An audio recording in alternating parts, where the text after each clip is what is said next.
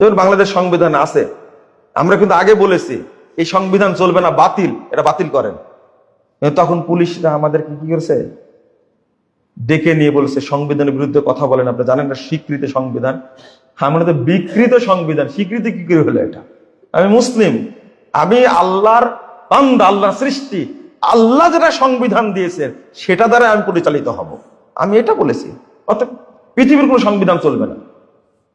কোরআনের কাছে যদি তাওরাত বাতিল হয়ে যায়, কোরআন আসার কারণে যদি জাবুর বাতিল হয়ে যায়, কোরআন আসার কারণে যদি ইনজিল বাতিল হয়ে যায়, এইগুলো সব আল্লাহ প্রদত্ত, তাই বাতিল হয়ে গেছে। আর মানুষের তৈরি করা এগুলো কি জায়েজ হবে? অটো বাতিল এগুলো, এটা অটো পাস, অটো বাতিল এইগুলো। কিন্তু এখন বলছে এই ফ্যাসিস্টদের তৈরি সংবিধান বাতিল, বলছেন এখন। আপনারা সবাই একমত, তাই না?